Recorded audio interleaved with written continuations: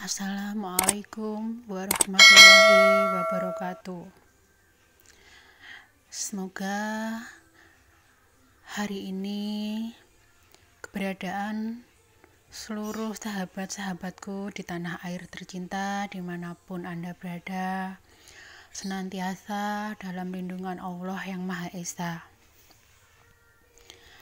Ucapan terima kasih saya sampaikan kepada sahabat-sahabat yang sudah subscribe, like, dan komen di channel saya. Terima kasih. Dan semoga ada hikmah yang dapat kita petik dari channel yang saya buat ini.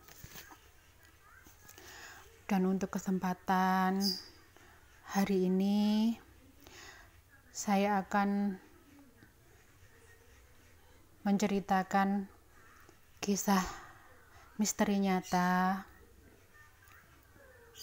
yang dialami oleh seseorang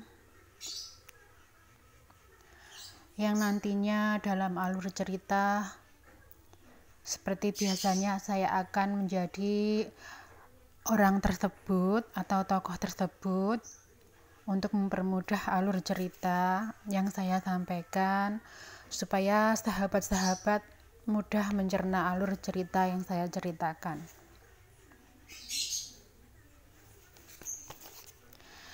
Baik, langsung. Tahun kejadian diawali pada tahun 1995. Aku seorang wanita yang menikah muda di usia 17 tahun. Dan aku terlahir tanpa mengetahui wajah almarhumah ibuku karena beliau meninggal sesaat setelah melahirkanku. Sebagai pasangan muda yang masih butuh bimbingan orang tua, tentu saja saat itu aku dan suamiku masih tinggal bersama kakek dan nenekku. Oh iya, di tahun pertama pernikahanku, alhamdulillah aku beberapa bulan kemudian langsung positif hamil. Suamiku belum memiliki pekerjaan yang tetap. Dan suatu sore datanglah kakakku bersama suaminya yang tentunya membawa kabar baik, yaitu ada pendaftaran transmigrasi di Pulau Manokwari, Papua Barat. Aku sangat antusias mendengarkan obrolan itu dan menyemangati suamiku untuk ikut pendaftaran transmigrasi seperti kakakku. Oh iya, kakakku bernama Mia dan Agus adalah suaminya. Sedang namaku adalah Ami dan suamiku bernama Kardi. Setelah kata sepakat, kami pun mulai mendekati kakek dan nenekku untuk meminta izin rencana keberangkatan kami untuk ikut program pemerintah yaitu transmigrasi ke Papua Barat dengan tujuan Manokwari. Kakekku yang kebetulan beliau termasuk orang yang dituakan di kampung kami karena beliau ini sering diminta tolong warga yang sakit non medis seperti kesurupan atau ada acara mantenan, itu disuruh mencarikan hari atau menemukan pengantin di acara ritual pengantin gitu. Terus kadang-kadang juga setiap bulan Syuro, tepatnya di tanggal 1 Syuro, biasanya beliau ini seringkali mendapatkan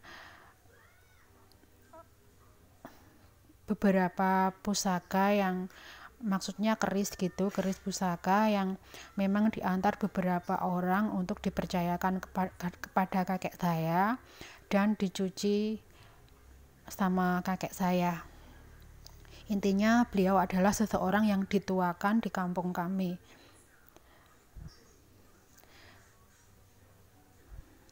Setelah kami meminta izin, kakekku pun langsung diam sesaat sebelum akhirnya berkata, "Le Gus lan Le Kardi," demikianlah beliau memanggil kakak ipar dan suamiku. "Bengi iki uga awakmu cah loro budhalo ning sareane ibumu nyuwun donga, pamit ndonga ning sareane ibumu lan khusus kanggo kowe Kardi njupuka lemah pusere makam ibumu sak jumput gawa nun mulih ya Le." Demikianlah perintah kakekku meminta Mas Agus dan Mas Kardi segera menjawab, "Nggih, Mbah." Kemudian langsung mereka berangkat ke pemakaman ibuku. Yang sebenarnya lokasi pemakaman ibuku ini sebenarnya sangat-sangat jauh dari desa kami, tapi karena mendapatkan perintah dari kakek langsung, mau tak mau malam itu tepat jam 12 mereka berdua, yaitu kakak iparku Mas Agus dan Mas Kardi suamiku, berangkat ke pemakaman, yaitu untuk berdoa di makam ibuku dan juga untuk dikhususkan untuk suamiku untuk mengambil lemah puser atau tanah yang pas di tengah-tengah makam gitu, lemah puser makamnya ibuku. Singkat cerita, tibalah saat yang ditunggu-tunggu, keberangkatan kami di Papua. Sesaat sebelum aku berangkat, nenek dan kakekku mengelus perutku yang mulai sedikit buncit. Oh iya, saat keberangkatan transmigrasi itu usia kehamilanku 4 bulan atau memasuki 5 bulan. Jadi perutku sudah mulai kelihatan besar meski belum membuncit. Sambil kembali mengelus rambutku, kakek berkata, "Sak wayah-wayah lek lairan, lek ana apa-apa nyuwun perlindungan Gusti Allah ya, Nduk. Aja lali lemah pusere makame ibumu digawa." Demikianlah beliau memerintahkan kepada saya. "Nggih, Mbah. Sampun dalam lebetaken koper kok lemahipun puser ibu." Demikianlah aku menjawab. Dengan diiringi doa dan tangisan kakek dan nenek kami, akhirnya kami berangkat. Singkat cerita, sampailah kami di Papua. Kakakku dapat rumah di SP1 dan suamiku saat itu bekerja sebagai jual beli barang, sedang kakakku yang di SP1, suami beliau langsung menjadi guru honorer saat itu. Sedangkan kami mendapatkan rumah di SP3.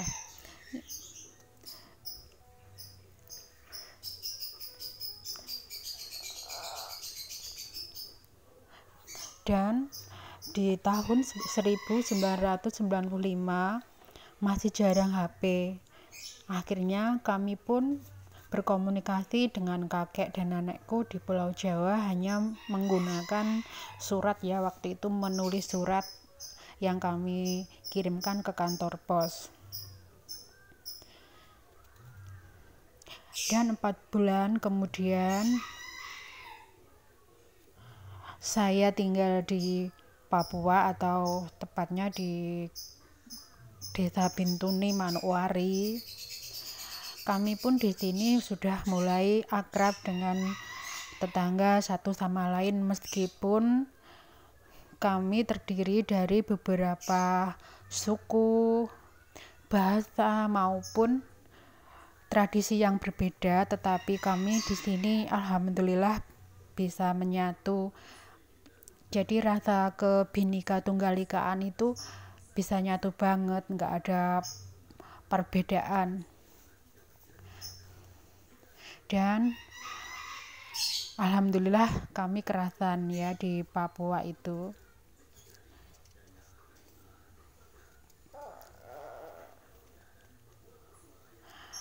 Dan sebenarnya kami tinggal di pemukiman transmigrasi itu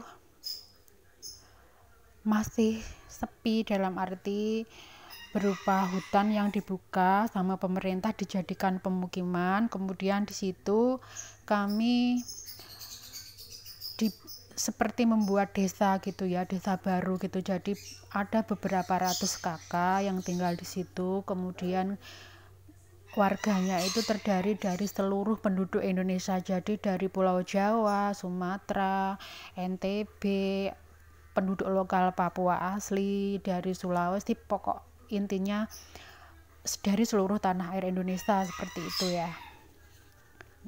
Nah, kembali ke kehamilan saya waktu itu, di situ aku ngidam rusa, hati rusa. Alhamdulillah setelah berbulan-bulan ngidam, akhirnya dapat juga dari saudara yang berasal dari Ponorogo tapi beda SP.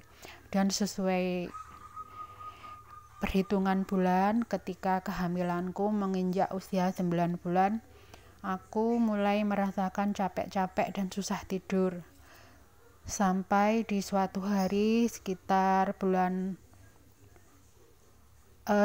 jam 4 menjelang sholat subuh, aku merasakan sakit yang bergelombang atau berjeda.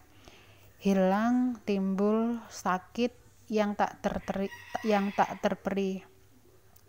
Dengan sigap suamiku memanggil dukun beranak, karena yang terdekat dan ada adalah dukun beranak, sedang bidan atau puskesmas lokasinya sangat jauh, naik turun gunung. Beberapa tetangga juga ikut menungguiku menjelang persalinan. Sangat sakit yang aku rasakan sampai siang jam 10.30 bayiku belum juga lahir. Rasa lemas, pingin tidur, sementara air ketuban dan darah sudah mengalir dari jalan lahir, dari mulai jam 4 pagi tadi sampai siang jam 10.30, tapi bayi belum juga lahir. Hingga ketika aku sudah benar-benar ingin tertidur pulas, tiba-tiba di telingaku ada suara perempuan yang berkata, "Nduk, tangi nduk, jikuan lemah pusremake sing neng koper mukae. Konen bojomu ngolesne neng bon-bonamu karo wetengmu ya nduk." Demikianlah suara itu sangat terdengar jelas di telingaku. Hingga dengan mata yang semakin berat untuk membuka, aku yang sudah lemas memanggil suamiku, dan seperti yang diperintahkan suara perempuan itu, aku meminta suamiku untuk mengambil lemah puser makam ibuku untuk dioleskan ke atas ubun-ubun juga perutku oleh suamiku. Dan anehnya, belum 3 menit tanah dioleskan, tiba-tiba ada dorongan kuat untuk melahirkan. Dan tepat jam 11 siang, tepat pula pas kakakku datang ke rumahku, akhirnya bayiku lahir. Alhamdulillah, rasa syukur dan bahagia yang tak terkira saat itu. Hilang sudah rasa sakitku melihat putriku. Dan seperti layaknya adat suku Jawa, meskipun aku tinggal di Papua, Sehari sampai 5 hari selepas bayi dilahirkan, diadakan acara melekan. Jadi semua tetangga ikut hadir di rumah kami, menemani kami. Selesai berdoa, yang laki-laki pada main gape sambil melekan, sedang yang ibu-ibu dan anak-anak mereka menemaniku di dalam kamar bersama bayiku. Selesai acara sepasaran, atau tepatnya 7 hari setelah aku melahirkan, di rumahku sudah mulai sepi karena tinggal aku, bayiku, dan suamiku. Sore itu selepas sholat maghrib, seperti biasanya, aku sudah masuk ke lambu dengan putriku, sementara suamiku pergi ke kios membeli sesuatu. Tapi kepulangannya diiringi seekor kucing berwarna kembang telon.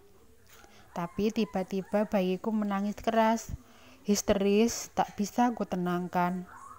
Aku gendong, ku ayun, ku susui, semua itu gagal menenangkan putriku. Ku bacakan doa-doa semampuku, namun semakin histeris tangisan putriku yang baru berusia 7 hari itu. Hingga entahlah, spontan saja aku berbicara sendiri menggunakan bahasa Jawa. Mak, iyo, niki nopo jenengan engkang ningali wayahipun jenengan? Napa jenengan endang ningali wayahipun jenengan? Iya, menika alhamdulillah wayahipun jenengan sampun lahir. Monggo menawi kepengin mirsani, tapi sampun digawa, sampun digendong nggih, Mak. Demikianlah aku bicara sendiri ngawur saat itu, saking gugup, bingung, dan lagi tidak ada orang tua yang mendampingiku. Dan alhamdulillah bayiku langsung diam selepas aku mengucapkan kata-kata itu. Akhirnya tidurlah kami semua. Aku dan bayiku di dalam kelambu, sementara itu kucing kembang telon tertidur di depan pintu kamar dengan suamiku. Oh iya, penerangan kami waktu itu hanyalah lampu minyak. Belum ada listrik ya di pemukiman Tran baru, apalagi di tengah hutan. Jadi kami benar-benar merinding kalau mengingat semua itu. Hingga di tengah malam tiba-tiba terdengar suara kucing menggeram kuat.